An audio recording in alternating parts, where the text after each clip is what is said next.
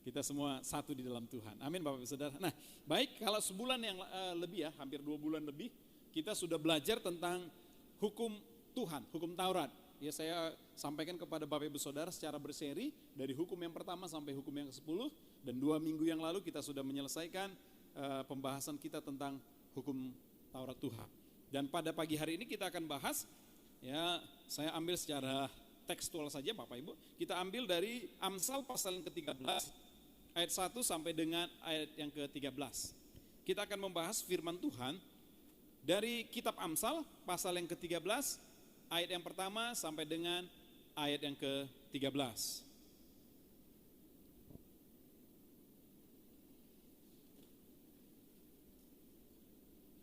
Kalau sudah dapat katakan amin. Ya, kalau yang tidak bawa Alkitab, Bapak Ibu Saudara bisa lihat monitor di depannya. Kita akan baca secara berganti-gantian. Kalau saudara tidak keberatan, saya undang untuk berdiri semua. Kita baca berganti-gantian. Saya baca ayat yang pertama, nanti Bapak Ibu Saudara. Ayat yang kedua, demikian seterusnya sampai dengan ayat yang ke-13. Saya mulai dari ayat yang pertama. Anak yang bijak mendengarkan didikan ayahnya, tetapi seorang pencemooh tidak mendengarkan hardikan.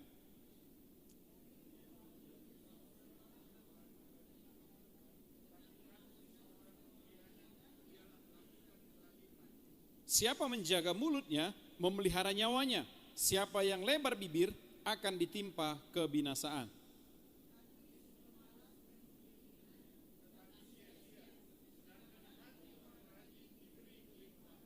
Orang benar benci kepada dusta, tetapi orang fasik memalukan dan memburukkan diri.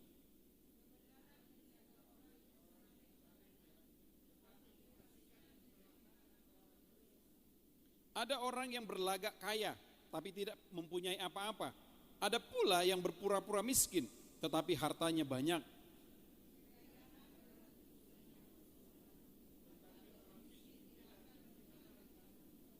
Terang orang benar bercahaya gemilang, sedangkan pelita orang fasik padam.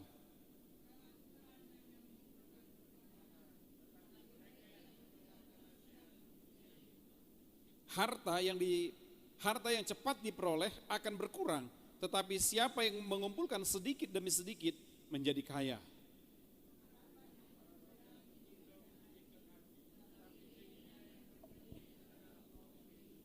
Ayat 13 kita baca sama-sama, 2, 3. Siapa meremehkan firman, ia akan menanggung akibatnya, tetapi siapa taat kepada perintah akan menerima balasan. Puji Tuhan, silakan duduk Bapak Ibu Saudara kasih Tuhan Yesus. Berbahagia setiap kita yang membaca, merenungkan, terlebih lagi setiap kita yang menjadi pelaku kebenaran firman Tuhan ini. Nah Bapak Ibu Saudara dikasih Tuhan, dari pembacaan firman Tuhan, Amsal pasal 13, ayat yang pertama sampai dengan ayat yang ke-13, saya akan memberi tema yaitu terang orang benar, yaitu yang diambil dari ayat yang ke-9. Terang orang benar bercahaya gemilang, sedangkan pelita orang fasik padam. Jadi nasihat Amsal ini adalah bagaimana bagi kita orang-orang yang benar, bukan benar karena kita melakukan sesuatu yang benar, tapi karena kita sudah dibenarkan. Karena di dalam Roma pasal 3 dikatakan tidak ada yang benar, seorang pun tidak Bapak Ibu Saudara. Ya, di gereja tidak ada orang yang tidak berdosa. Ya, semua kita adalah orang berdosa, amin. Tapi gereja ini tempat apa? Gereja sebenarnya bukan tempat orang kudus. Gereja ini adalah tempat orang berdosa yang mau untuk diperbaiki. Ya seperti Yesus berkata, pendosa datang, perempuan yang ketahuan berzina datang, dia datang kepada Yesus, semua orang mau lemparin dia. Ya, bahkan Yesus dijebak ya, seperti tadi Pak Bangun bilang, ya Pak Yusuf Bangun tadi bilang, seakan-akan Yesus mau dijebak. Memang kalau saudara baca di dalam hukum Taurat, di dalam ya perjanjian lama, siapapun yang ketahuan berzina yang belum menikah, maka wajib hukumnya kedua-duanya dilempari batu sampai mati. Itu wajib Bapak Ibu Saudara. Tapi dua-dua ya, bukan hanya perempuannya, laki-lakinya juga. Tapi dalam peristiwa itu, ya saudara baca nanti di dalam Injil Matius, dalam peristiwa itu yang ditangkap hanya perempuan. Laki-lakinya mana? Nggak tahu gitu ya.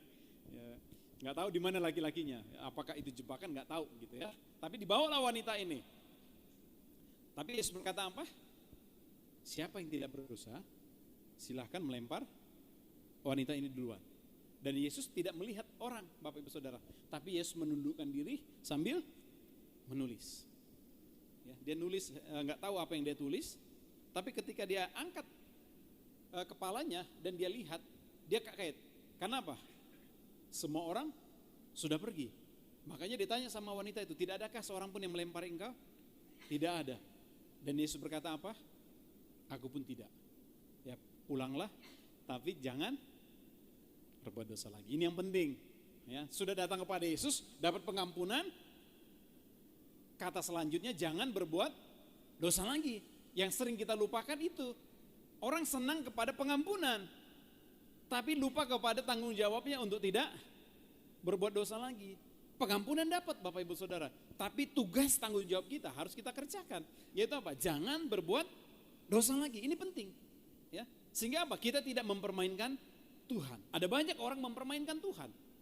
Ya, ada banyak orang mempermainkan Tuhan. Oh, toh pengampunan ada, toh pengampunan ada, toh pengampunan ada. Makanya Rasul Paulus dengan tegas berkata, jangan sekali-kali engkau mempermainkan Tuhan. Jangan anggap murah kemurahannya Tuhan. Jangan anggap gampang kebaikannya Tuhan. Amin Bapak Ibu Saudara. Nah, kembali kepada kebenaran firman Tuhan berkata, bagaimana terang orang benar, kita yang sudah dibenarkan oleh darah Kristus, seperti Pak Roberto tadi bilang, darah Yesua Hamasiah. Ya, jadi kita bagaimanapun kita memanggil nama itu sama, personnya sama, orangnya sama. Ada yang panggil dia Jesus, orang bule kita panggil Yesus, ya. Ada orang panggil Yesua. Yang penting personnya sama, orangnya sama. Asal jangan Gabriel Jesus yang saudara sembah. Ya, ya kalau Gabriel Jesus yang saudara sembah itu pemain bola, ya. Berarti ya, kurang ya. Dulunya dia masih ya di Manchester City, ya, pemain Brasil. Ya, nanti malam kan ini pembukaan Piala Dunia, ya. Walaupun kayaknya nggak terlalu seheboh dulu. Ya, kalau dulu kan heboh banget. Ya, sekarang kayaknya masih adem-adem gitu ya. Kalau saya tetap Brazil di hati, Bapak Ibu. Ya, walaupun dia kalah melulu gitu ya, tapi nggak apa-apa. Karena saya senang dengan pemain-pemain mereka. Ketika menang, ingat Tuhan. Ketika kalah, tetap ingat Tuhan. Itu yang penting Bapak Ibu Saudara. Menang dan kalah itu tetap ingat Tuhan. Jadi saya suka sama pemain-pemain Brazil ya. Nah, kembali kepada tema kita yaitu terang orang benar. Nah, apa yang harus kita lakukan supaya terang kita semakin bercahaya? Nah, di dalam ayat yang pertama dikatakan tadi, paling tidak ada 3 hal yang akan kita pelajari hari ini Bapak Ibu Saudara. Yang pertama dikatakan, anak yang bijak mendengarkan didikan ayahnya. Tetapi seorang pencemooh tidak mendengarkan hardikan. Nah, dikatakan anak yang bijak mendengarkan didikan ayahnya. Jadi bagaimana kita mau mendengar, punya telinga mau dengar-dengaran Bapak Ibu Saudara. Ya, supaya kita menjadi orang yang bijak. Ya, makanya Raja Daud berkata begini, bagaimana supaya dia mendapatkan hati yang bijaksana? Yang dia katakan apa? Ajarlah kami menghitung hari-hari kami, supaya kami beroleh hati yang bijaksana. Ya, di tempat ini berarti saya percaya yang paling senior umurnya adalah hambanya Pak Roberto Bangun ya. Sudah berapa Pak? 83 ya, 83 ya. Tidak ada yang tandingin itu ya. Firman Tuhan bilang kalau umur kita 70, kalau kuat 80, sisanya itu udah bonus lah. Ya, ini hamba Tuhan ini sudah menikmati bonus sudah banyak ya. Ya, kita berdoa supaya tetap tetap sehat kuat ya, diberkati kesehatannya Mang ya. Ya, rambutnya belum ada yang ini. Saya sudah membotak Bapak. Ya, rambutnya masih utuh, saya sudah botak. Ya, puji Tuhan lah ya. Jadi makanya jadi apa ya? Ada orang bilang gini Bapak Ibu, jadi gembala itu nggak enak. Kenapa? Kalau nggak gembala kan persoalan cuma 4, misalnya saya, istri, anak 2. Tapi kalau jadi gembala 100 jemaat ya 100 masalah, 1000 jemaat ya 1000 masalah. Ya, jadi doa-doakanlah Bapak Ibu ya, amin ya. Supaya nggak cepat-cepat botak, habis nanti ini. Yang ya, walaupun ada orang bilang kalau botak di tengah itu katanya pemikir, kalau botak di belakang ya orang pintar. Karena kan suka begini orang pintar ya. Jadi kalau botak dari depan sampai ke belakang, dia pikir dia pintar. Jadi untung saya botaknya cuma di sini Bapak Ibu. Jadi hanya pemikir. Kalau botak sampai ke sini, saya pikir saya pintar. Nah, firman tadi kata anak yang bijak.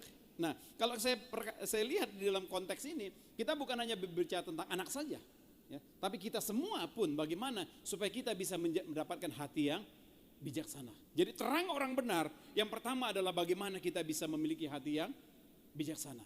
Nah, Bapak Ibu, bicara tentang anak, coba kita buka di dalam 1 Korintus, saya suka baca ini ya.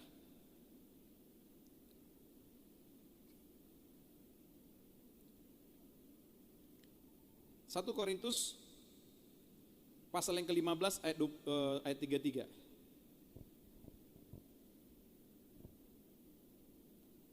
1 Korintus pasal yang ke-15 ayat yang ke-33 dikatakan demikian ya, sambil nanti ditampilkan depan.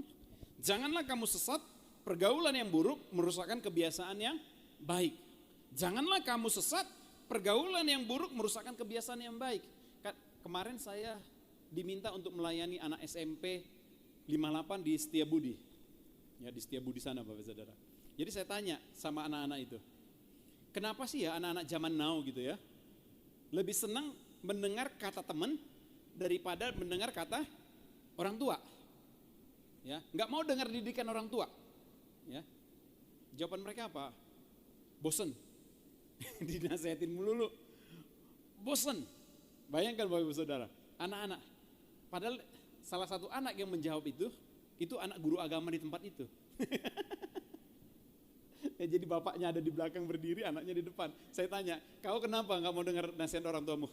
Bosen saya dengarnya katanya. Padahal bapaknya di belakang, nggak tahu nyampe rumah digibali kali itu. Ya, habis itu digimbal ya. Ya, kalau bukan orang Medan nggak tahu kata gimbal ya. Nah, kalau orang Jakarta gimbal itu rambut. Kalau kita beda. Gimbal itu, waduh, udah petepak, hajar habis-habisan itu digimbali. Ya, nah, Bapak Ibu Saudara, banyak sekarang orang nggak mau dengar kata didikan, kenapa? Bosen, mau yang menyenangkan hati saja. Padahal yang menyenangkan hati itu bisa membawa kepada maut. Ya, oleh karena itu, mari kita memiliki hati yang bijak, amin, bijaksana.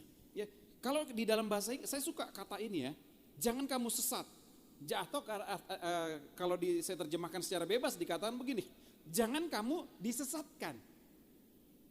Ya, bukan hanya jangan kamu sesat, lebih enak adalah gini, jangan kamu disesatkan. Disesatkan oleh apa? Pergaulan yang buruk tadi loh. Karena pergaulan yang buruk tadi itu bisa menyesatkan kamu. Ya, menyesatkan. Terus apa dikatakan? Bukan hanya menyesatkan tetapi juga apa? Merusak kebiasaan yang baik. Kalau saya renungkan kata ini, merusak kebiasaan yang baik. Oh, tadi saya anak baik jadi tidak baik. Itu merusak. Tetapi kalau saya baca di dalam bahasa Inggrisnya Bapak Ibu, ada 2 kata yang dipakai ya, dalam beberapa versi ya. Di dalam versi yang berbeda, kata yang pertama dipakai kata good morals. Jadi moral yang baik, bukan hanya kebiasaan. Kalau bicara kebiasaan kan banyak kebiasaan kita. Ya, biasanya tidur siang di rumah, gara-gara pergaulan, akhirnya tidak tidur siang. Itu bukan sesuatu nilai yang yang penting gitu loh. Ya, tadinya biasa tidur siang, karena ada temannya, jadi tidak tidur siang. Jadi tidur siangnya hilang. Nilainya tidak terlalu penting. Tetapi ketika berbicara tentang moral, maka ini menjadi sesuatu yang penting. Yang tadinya anak taat, penurut, tiba-tiba karena bergaul dengan orang-orang yang tidak baik, maka apa? Moralnya tadi menjadi rusak. Ini lebih tepat kata ini, dipakai kata moral. Nah, satu lagi di dalam di dalam terjemahan yang lain, yaitu di NIV Bapak Ibu, dikatakan pakai apa? Good character. Ya, lebih spesifik lagi.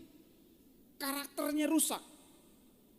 Ya, kalau saudara pernah dengar para motivator ya yang memberikan nasihat, ketika ditanya, kalau Bapak akan memilih seorang karyawan, Bapak mau pilih yang mana?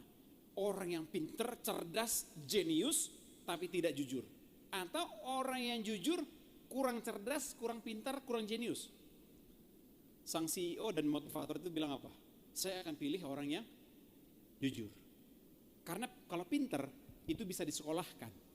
Kalau jujur nggak ada sekolahnya. Ya, jujur itu nggak ada sekolahnya. Jujur itu karakter yang sudah dibentuk dari sejak dini, Bapak Ibu Saudara. Itulah karakter. Karakter itu kita bentuk, dipoles sedikit demi sedikit, akhirnya menjadi karakter kita. Nah itu Bapak Ibu Saudara. Jadi hati-hati, bukan hanya anak-anak ya, orang tua juga hati-hati pergaulan.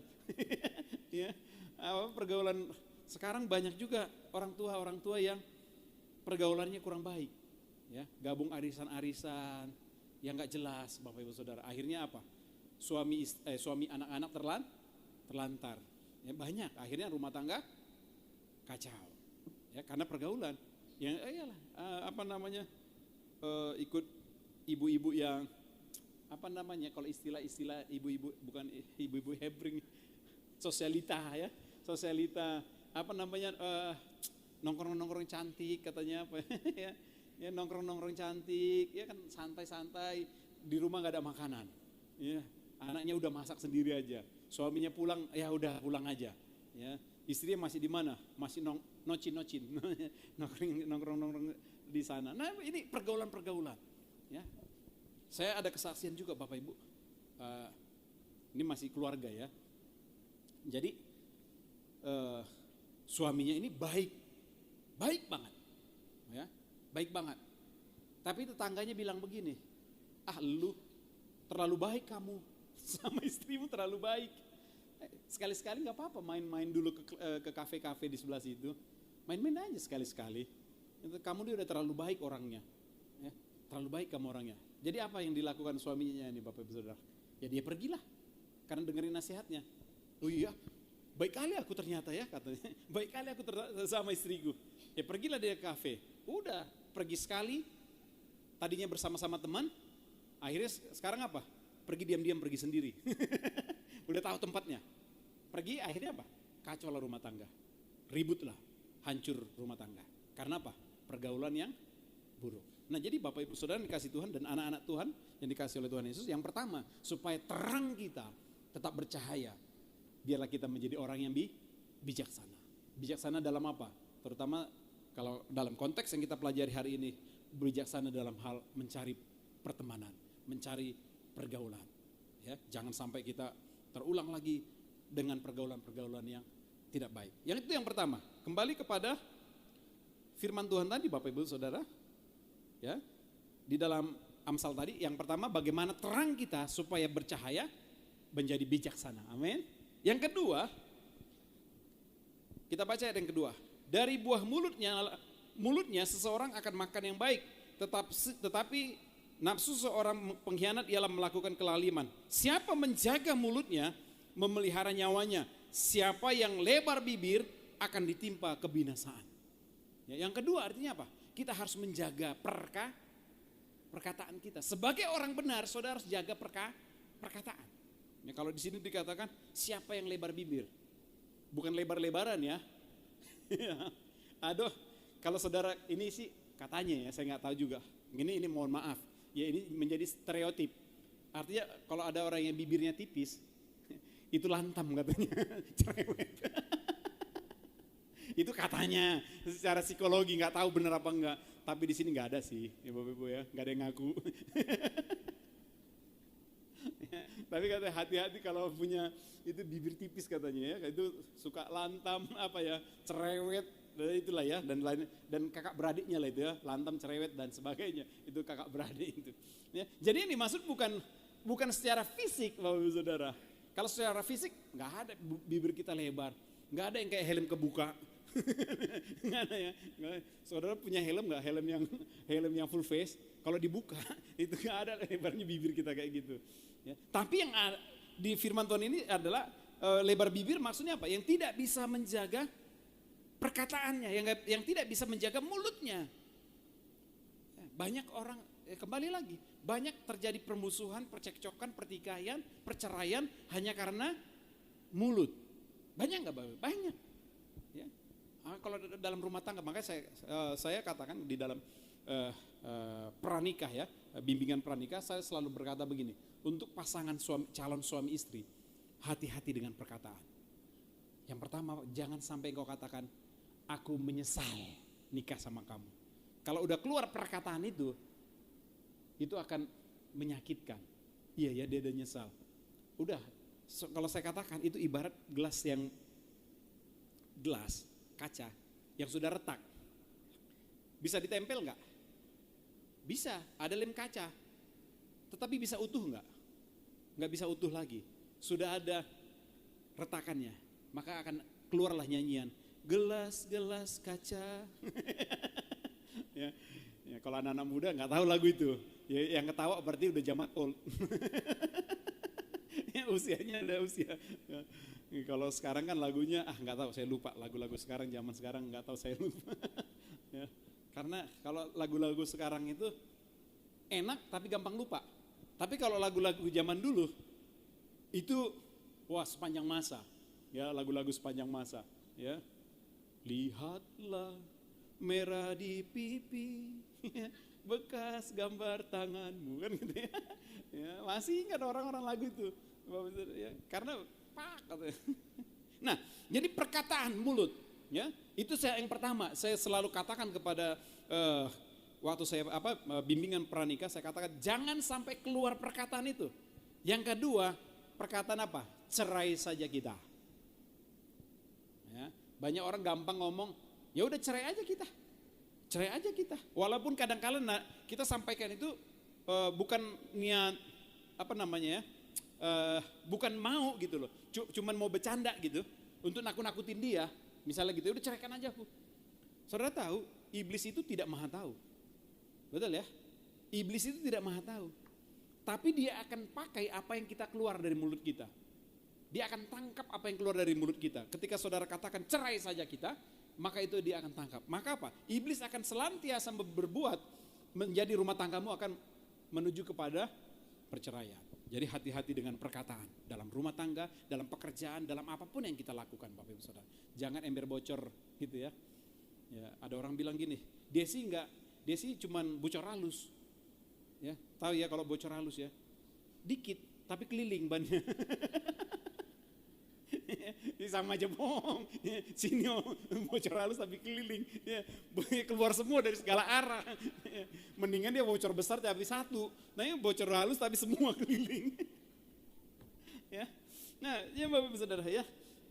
Makanya dikatakan siapa yang menjaga mulutnya memelihara nyawanya. Jadi hati-hati dengan perkataan. Makanya di dalam ayat yang kelima dikatakan orang benar benci kepada dusta. Ya, tetapi orang fasik memalukan dan memburukkan diri. Kebenaran menjaga orang yang saleh jalannya, tetapi kefasikan mencelakakan orang berdosa. Nah jadi Bapak Saudara, ketika kita menjaga perkataan, menjaga mulut kita, menjadi tetap orang yang benar.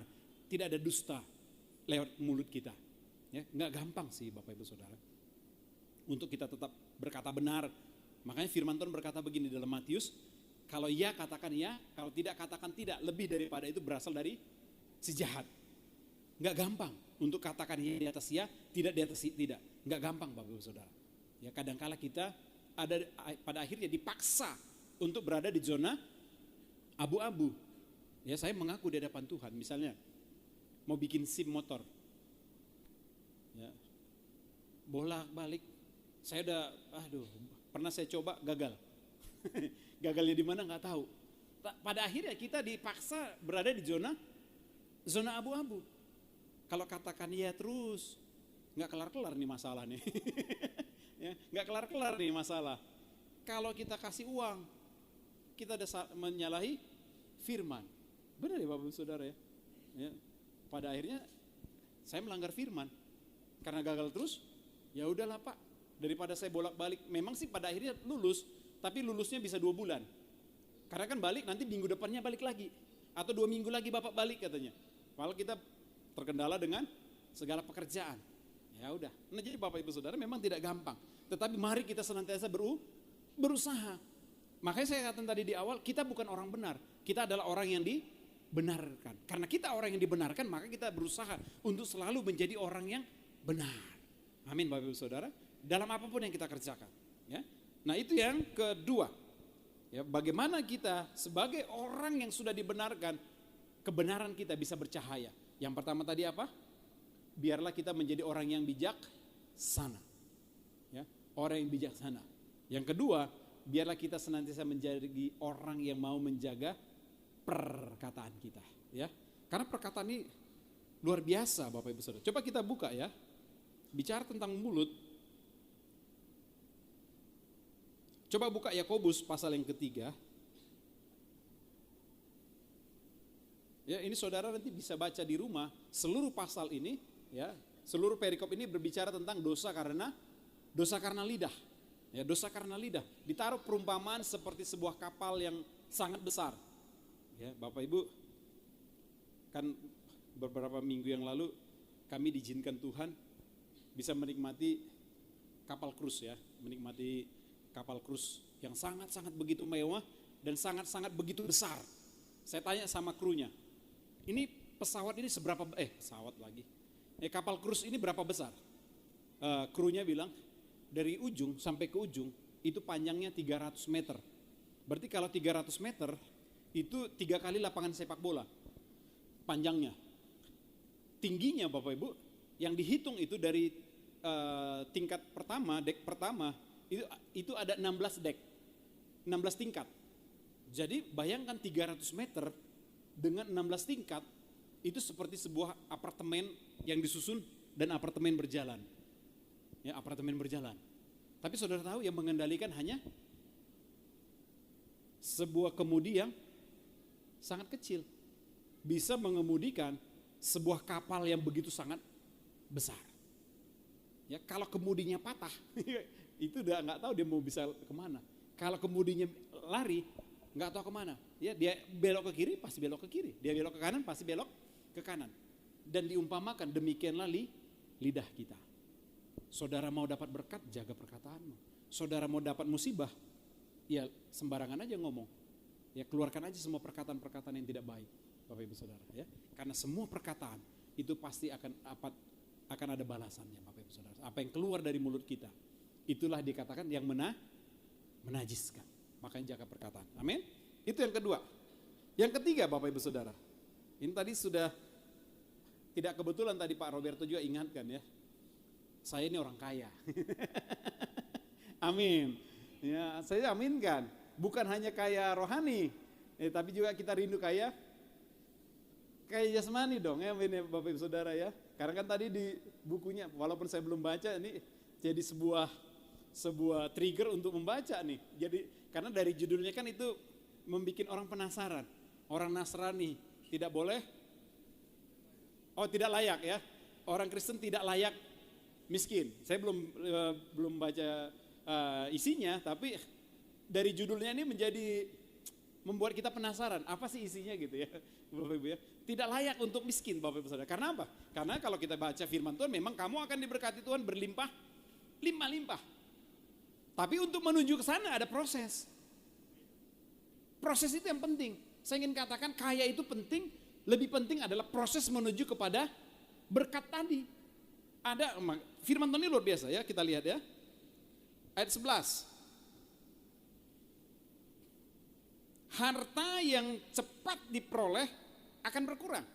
Tetapi siapa yang mengumpulkan sedikit demi sedikit, dikatakan apa? Menjadi kaya. Coba buka tadi Amsal 13 ayat yang ke-11. Ya.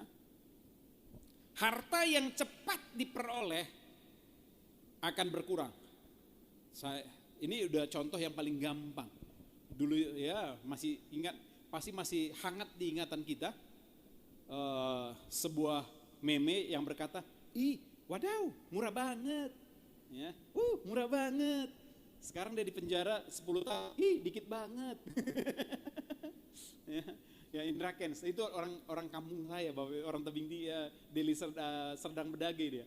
Ya, dari rumahnya di pojok-pojokan, ya mamanya kerja sama omnya di toko bangunan, tiba-tiba bisa kaya raya Bapak Ibu Saudara, beli rumah di daerah sana ya, apa ya, Pik atau bukan Pik, daerah Serpong, BSD. Saudara tahu rumahnya 22 miliar. Saya nggak tahu tuh ngitungnya gimana, 22 miliar tuh saya nggak tahu Bapak Ibu Saudara. Karena yang yang baru pernah saya pegang ya, bukan uang saya. Ya, saya pernah pegang itu uang paling banyak yang uang yang pernah saya pegang ya, pegang pribadi ya, lihat pegang, cuma 200 juta cash. Dan itu banyaknya minta ampun. Satu tas, satu sebesar begini. Bagaimana kalau 1 M? Bagaimana kalau 22 M? Waduh, nggak ngerti lagi Bapak Ibu Saudara, banyaknya. Ya, hilang seketika.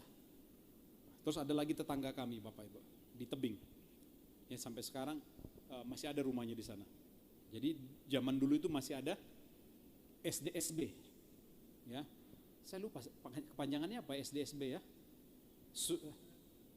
Sumbangan dana berhadiah ya. Itu kerjaannya Pak Sudomo. Sudomo ya. Sudomo itu Kristen pada akhirnya mualaf ya, nggak tahu lah itu ya. Sudomo. Jadi itu kerjaannya dia dulu. Semua di kampung saya dulu, mau dia apapun kerjaannya, mulailah itu ngambil angka itu, Bapak Saudara, SDSB itu, karena murah. Ya, setiap kali anaknya bangun tidur, ditanya mimpi apa. Ya, kalau sekarang togel ya, kalau dulu SDSB ya. Bangun tidur anaknya yang ditanya bukan sehat kau nak, siap-siap mandi nak, enggak, mimpi apa kau tadi malam. Karena apa? Ini kode alam. Aduh, itu yang menjadi kerjaan tukang becak, habis uangnya becak hanya untuk dapatkan itu. Tapi di tetangga kami Bapak Ibu, ya, kebetulan orang Karo. Ini marga Karo-Karo. Karo-Karo berapa? Itu Pak. Karo-Karo ya. Sendiri dia ya. Oh, cabangin Setebu ya. Marga, ya dia Karo-Karo, marga Karo-Karo. Sebenarnya dia punya angkot, bagus ya rumahnya ada ini. Dia dapat pada waktu itu Bapak Ibu 1 M. Asli 1 M. Dapat 1 M. Waduh, dari tebing tinggi itu udah ke Jakarta, itu udah ada pengawal. Karena waktu itu kan belum ada transfer bank atas bank, cash. Ya, dapat uang cash. Bawa ke tebing, wah. Tapi saudara tahu, karena tidak siap, dapat uang sebegitu banyak, bukannya dinikmati, dia akhirnya apa? Stres karena uang banyak, karena kaget, tiba-tiba uang 1 M, kaget Bapak Saudara. Nah jadi benarlah firman Tuhan ini berkata, harta yang cepat diperoleh akan berkurang, entah kesehatan kita berkurang atau uangnya yang berkurang, tetapi dikatakan, tetapi harta yang dikumpulkan sedikit demi sedikit akan menjadi kaya.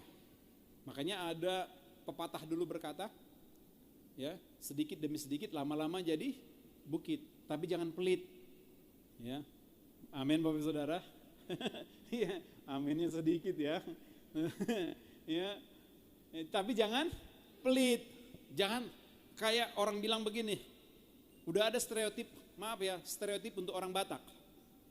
Orang Batak itu ya jago tambah-tambah. Jago kali-kali.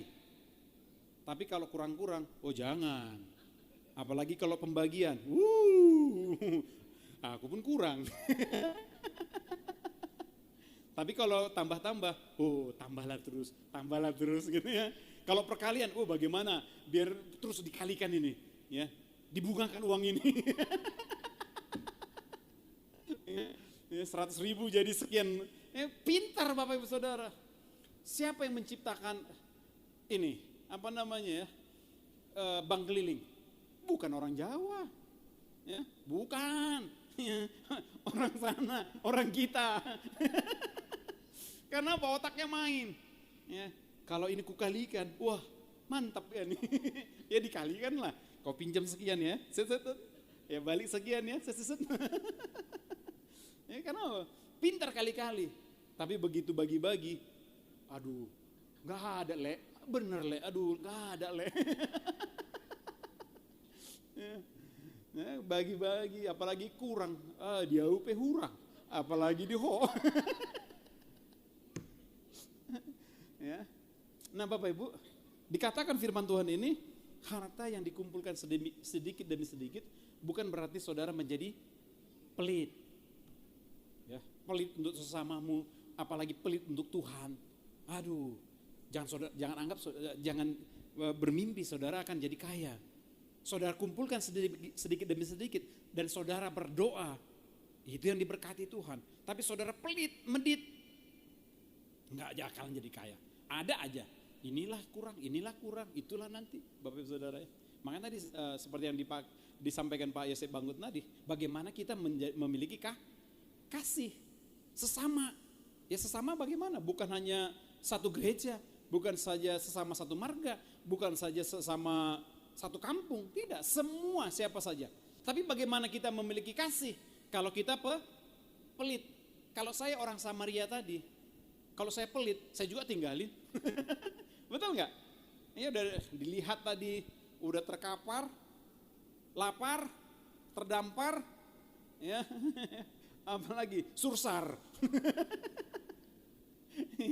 ya, babak belur dia punya wajah itu. Ya, kalau orang Lewi, kalau saya pelajari, ya benar kata Pak Bangun tadi, dia apa? Melawan firman.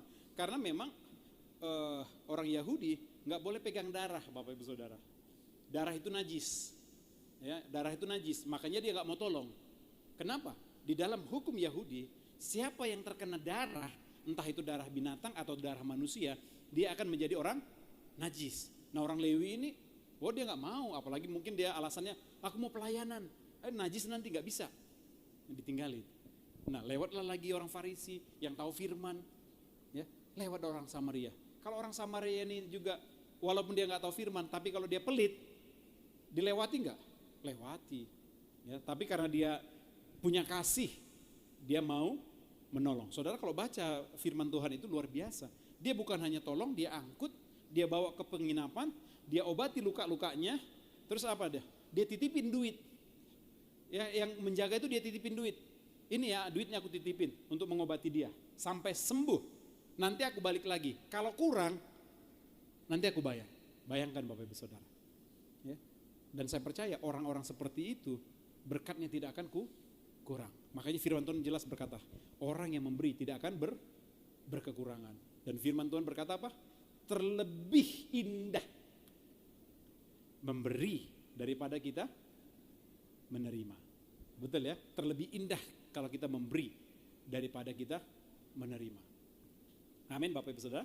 Nah jadi inilah firman Tuhan ya. Yang ketiga kalau kita perhatikan, baiklah kita mempunyai hati yang mau memberi. Ya, jangan kita belaga. Ayat 7, ini menarik ya Bapak Ibu ya, menarik. Ayat 7, ada orang yang berlagak kaya tetapi tidak punya apa-apa. Ada pula yang berpura-pura miskin tetapi hartanya banyak. Nah ini banyak orang kamuflase seperti ini banyak Bapak Ibu Saudara. Ya, gayanya saya dengan Pak Bangun ini sudah kenal banyak orang top lah, dan salah satunya masuk 70 orang terkaya di Indonesia, yaitu yang punya roda Vivatex. Ya, saudara-saudaranya saya dan Pak Bangun ini sudah kenal, ya, pernah main ke rumahnya, pernah didoakan juga. Pak Bangun ini pernah mendoakan juga Bapak Ibu Saudara. Dan kalau lihat gayanya, nggak kelihatan kalau dia orang ya masuk 100 orang terkaya di Indonesia, nggak lihat Bapak Ibu Saudara, celananya biasa, ya, handphone biasa, tapi hartanya udah nggak terhitung. Saudara kalau lihat Bank sekarang bukan Mayapada lagi yang di Kuningan, dulu Mayapada Tower itu punya mereka. Terus yang sekarang yang baru itu, bukan sebelahnya Sampurna Pak, sebelahnya Sampurna itu apa ya? Bukan Citibank, bukan Citibank Tower ya kalau nggak salah. Pokoknya sebelahnya Sampurna di Jalan Satrio itu punya mereka. Tapi kalau lihat gayanya nggak kelihatan. Tapi ada orang gaji baru berapa, gayanya udah mentereng. Yang dicari apa? Cari handphone yang paling mahal, iPhone, ya, iPhone terbaru. Ya, nah orang-orang kayak gini, ya, yang Tuhan tidak mau, royal untuk diri, ya, menghabiskan. Ya. Walaupun ada firman berkata begini, kesusahan sehari cukuplah sehari, karena kesusahan besok lain lagi ya ininya. Bukan berarti hari ini ada duit kita habisan hari ini, enggak Bapak Ibu Saudara. Tapi saudara harus pintar untuk memanagenya. Makanya saya perlu ajar jemaat nanti bagaimana kita memanage keuangan kita. Ya. Sebenarnya saya selalu berkata sama jemaat, sebenarnya kita tidak pernah kekurangan berkat Tuhan. Saya yakin berkat yang Tuhan percayakan kepada kita tidak pernah kurang. Ya, saya selalu katakan kepada jemaat, berkat yang Tuhan percayakan kepada kita sebenarnya tidak pernah kurang. Percaya nggak Bapak Ibu Saudara?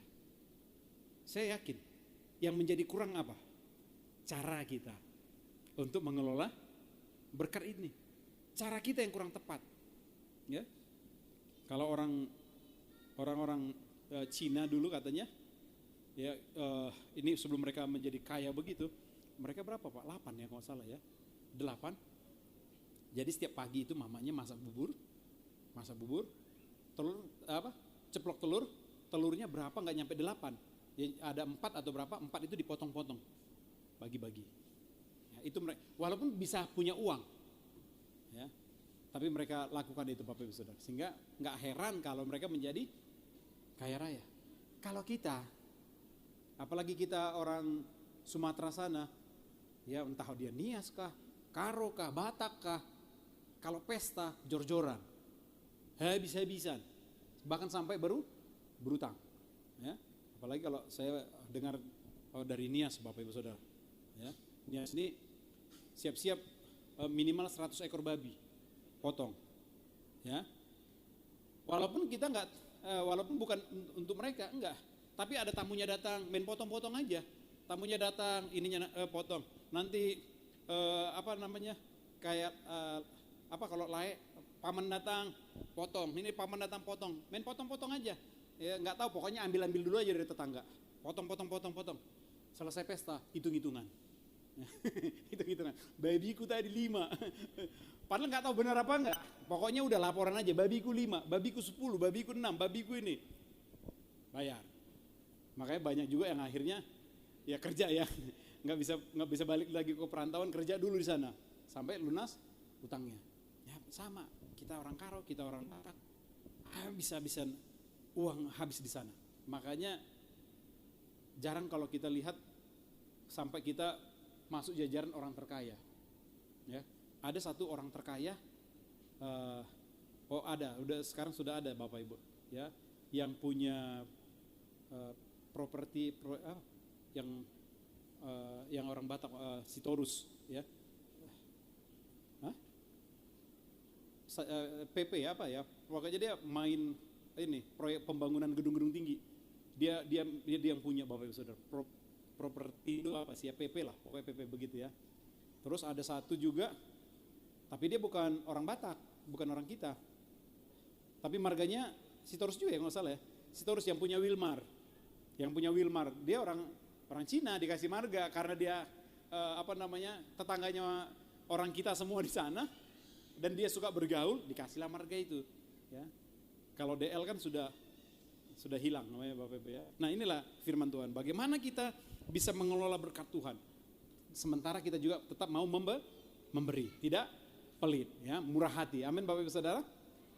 Ya, jadi 3 hal ini yang perlu kita lakukan supaya kita menjadi orang Kristen, orang benar, orang yang sudah dibenarkan.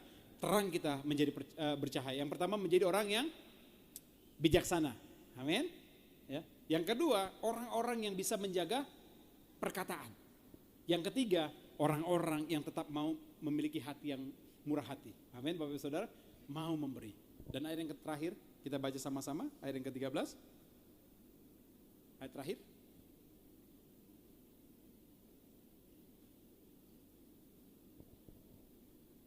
Ditutup dengan firman Tuhan ini.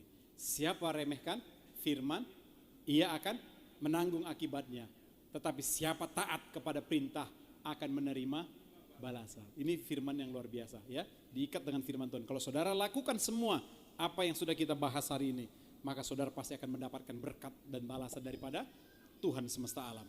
Terpujilah nama Tuhan Yesus.